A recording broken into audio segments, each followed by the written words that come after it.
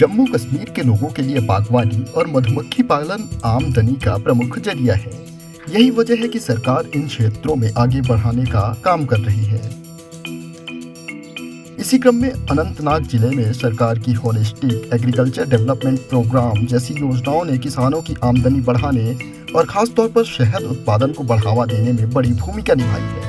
इस योजना के तहत सरकार ने मधुमक्खी पालकों को आधुनिक उपकरण, तकनीकी प्रशिक्षण और आर्थिक मदद मुहैया कराई, जिससे शहद की क्वालिटी और उत्पादन दोनों में जबरदस्त सुधार हुआ है। सुनिए इसको लेकर मुख्य कृषि अधिकारी शहनवाज अहमद शाह ने क्या बताया। एग्रीकल्चर डिपार्टमेंट में बहुत सारे सेक्टर्स हैं और एपीकल्चर जो एक कॉटेज इंडस्ट्री है, एक बहुत बड़ा सेक्टर है। खास करके अनंतनाग डिस्ट्रिक्ट में ये बहुत प्रोग्रेसिव है जी। और यहाँ पे काफ़ी सारे लोग इसमें जुड़े हुए हैं। जैसे कि हमारे फिगर्स है जो रजिस्टर हुए हैं हमारे साथ, वो 346 के करीब, जो खास करके इनमें जो नौजवान तबका है जो अपना रोज़गार ढूंढ रहे हैं। एम्प्लॉयमेंट सेक्टर बहुत बड़ा सेक्टर है ये। एक तो खुद रोज़गार कमा रहे हैं, दूसरों को भी रोज़गार दे रहे हैं। यहाँ पे हमारे डिस्ट्रिक्ट में लगभग 25,000 के करीब कॉलोनियाँ हैं। 346 बी कीपर्स हैं और प्रोडक्शन भी लगभग 5,000 क्विंटल्स के करीब पहुँच गई है इस साल, जो कि अगर आप देखेंगे एक लगभग पिछले 5-8 सालों में ये डबल प्रोडक्शन भी है और नंबर ऑफ़ कॉलोनीज़ के हवाले से भी ये डबल है। तो ये एक ऐसा सेक्टर है कि जिसमें ख़ास जो गवर्नमेंट ऑफ इंडिया और गवर्नमेंट ऑफ J&K की जो स्कीम्स है जी, तो उनमें ख़ास ध्यान रखा गया है। जैसे कि आप जानते हैं कि NBHM एक बहुत बड़ी स्कीम है गवर्नमेंट ऑफ इंडिया की। उसमें खाली ये जो बी यूनिट्स एस्टैब्लिश करने का नहीं है, लेकिन और भी बहुत सारे कंपोनेंट्स हैं, जैसे कि कस्टम हायरिंग सेंटर या बी बॉक्स मैन्युफैक्चरिंग यूनिट या मार्केटिंग, पैकेजिंग, ब्रांडिंग, प्रोसेसिंग और जितने भी इसके साथ मुल्हिका चीज़ें हैं, वो उनमें गवर्नमेंट ऑफ इंडिया की तरफ से उसमें सब्सिडी दी जाती है और काफ़ी अच्छी सब्सिडी दी जाती है। और उसमें ऑनलाइन अप्लाई करना पड़ता है तो NBHM पोर्टल पे, तो उनको वो लगभग 90% तक की सब्सिडी इन यूनिटों पे मिलती है। और इसके साथ साथ आप जानते हैं कि गवर्नमेंट ऑफ J&K की एक बहुत बड़ी स्कीम है HADP, जिसमें एपीकल्चर का एक प्रोजेक्ट है जी। तो उसमें भी हमने पिछले 2 सालों में बहुत सारे लोगों को इसमें, नौजवानों को इसमें रोज़गार की अपॉर्चुनिटीज़ फराहम किए हैं। लगभग 70 के करीब लोग इसमें जुड़े हुए हैं हमारे, उनने इसमें HADP में अप्लाई करके, ऑनलाइन अप्लाई करके यूनिट्स हासिल किए हैं। और इस साल भी लगभग 70 के करीब हमारा टारगेट रहेगा HADP के अंदर, जो नौजवान तबका है हमारा इसमें रोज़गार हासिल कर सकता है। कुछ लड़कियां भी, कुछ पढ़ी लिखी लड़कियां भी इस शोबे के साथ जुड़ी हुई हैं। बिल्कुल, बी कीपिंग के साथ उनको भी लगाव है, अपना रोज़गार खुद कमा रहे हैं। बिल्कुल, जैसे मैंने पहले कहा कि ये एक कॉटेज इंडस्ट्री है, जैसे हमारा मशरूम कल्टीवेशन है या एपीकल्चर है, तो ये एक ऐसा सेक्टर है जो लैंडलेस फार्मिंग का कंसेप्ट है, जिसके लिए आपको ज़मीन की ज़रूरत नहीं है। आप कहीं पे भी इन कॉलोनीज़ को ले जाके रख सकते हैं और जहाँ पे फ्लोरा अवेलेबल हो, जिस टाइप का फ्लोरा अवेलेबल है, तो वो हम कोशिश करते हैं इनको गाइड करने की। हमारे पास एक डेमोन्स्ट्रेशन कम ट्रेनिंग सेंटर भी है अछाबल में, तो हमारे जो ADO साहब है और AD साहब है, वहाँ पे उनको ट्रेनिंग देते हैं। हमने काफ़ी सारे नौजवानों को और ख़ास करके जो हमारे सेल्फ हेल्प ग्रुप्स है जी, तो उनको इसमें टैप इन करके हमने काफ़ी लोगों को इसमें इन्वॉल्व करके उन्होंने भी इसका बेनिफिट लिया हुआ है और वो आजकल अच्छे खासे इसमें काम कर रहे हैं। बी कीपिंग में लगभग 6-7 के करीब हमारे सेल्फ हेल्प ग्रुप इस वक्त इसमें इन्वॉल्व काम कर रहे हैं। तो ये बताइए कि जो पढ़े लिखे बेरोजगार नौजवान अभी घरों में बैठे हैं, नौकरियों के पीछे लगे हुए हैं, उनके लिए कोई खास संदेश देना चाहेंगे आप? बिल्कुल, एग्रीकल्चर में बहुत सारे ऐसे सेक्टर्स हैं जो एम्प्लॉयमेंट जनरेशन में काम आते हैं लोगों को, और साथ साथ में ये अल्टरनेटिव एम्प्लॉयमेंट भी हो सकता है लोगों के अगर वो दूसरा काम भी कोई कर रहे हैं। तो एग्रीकल्चर में काफ़ी सारे ऐसे प्रोजेक्ट्स हैं जिनमें अप्लाई करके या फिर उनमें ट्रेनिंग करके उसमें अपना फ़ायदा हासिल कर सकते हैं और इसमें अपना रोज़गार भी ढूंढ सकते हैं और लोगों को भी रोज़गार इसमें दे सकते हैं। इसके बाद मधुमक्खी पालकों ने क्या कहा, आइए सुनते हैं। मैं पिछले 7 साल से ये काम कर रहा हूँ जी।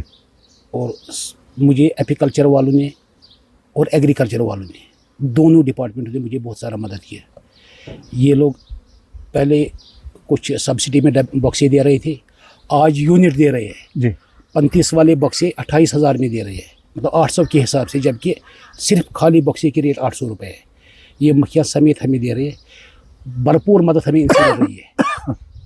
मतलब इनसे हमें कोई अपने जम्मू कश्मीर के एपीकल्चर और एग्रीकल्चर वालों से हमें कोई शिकायत नहीं। ये हमें पूरा ताउन देते हैं। तो ये बताइए कि जब आपने पहली बार इस एपीकल्चर के साथ जुड़े तो कितनी कॉलोनीज आपको दी गई उस टाइम?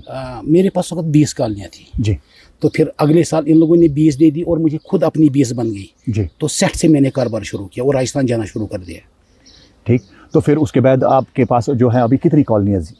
200 बक्से हैं मेरे पास। अच्छा, 200 बक्से हैं। पिछले साल 300 थे, कुछ मर गए, तो अब 200 बक्से मेरे पास भी मौजूद है। अच्छा, तो ये बताइए कि सुनने में आया कि इस बार जो है हनी की प्रोडक्शन जो है बहुत ज़्यादा, मतलब मक्खी का काम ईमानदारी का काम है, इसमें कोई बेईमानी नहीं है। मतलब ये अच्छा काम भी है और इसमें उतना दबाव नहीं आता है जितना बाकी कामों में आता है। यही हमें एग्रीकल्चर वालों ने और एपीकल्चर वालों ने भी बताया था, सही है, मगर इस काम के लिए घर छोड़ना पड़ता है।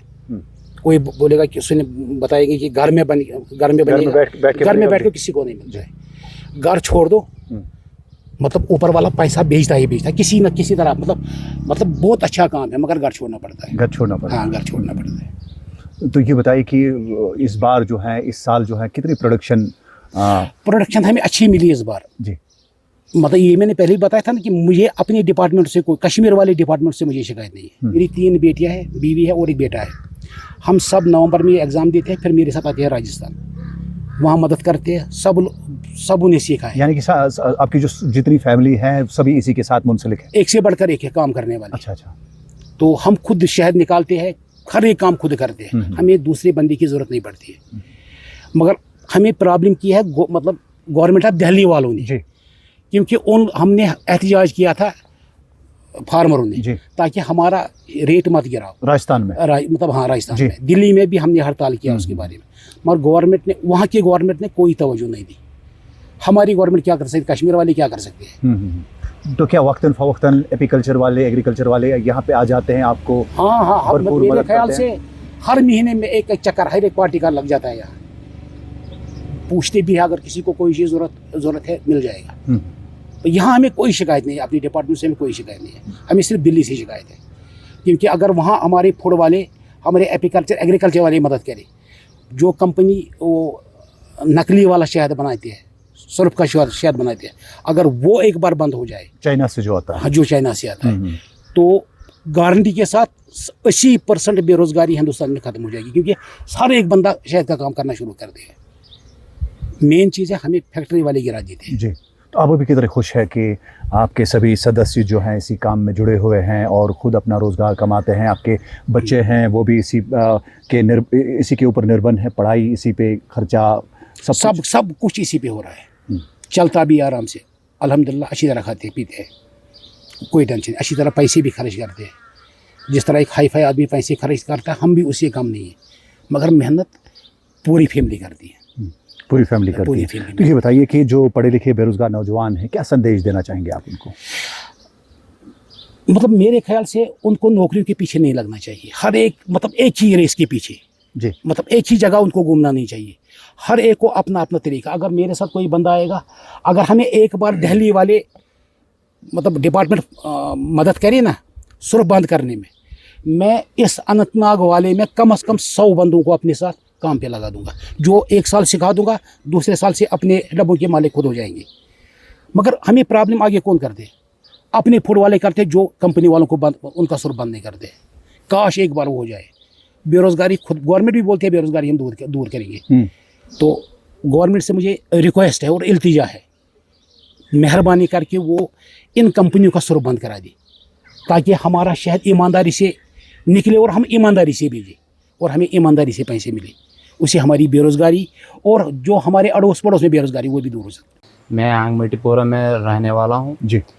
मैं पहले बेरोज़गार था जी।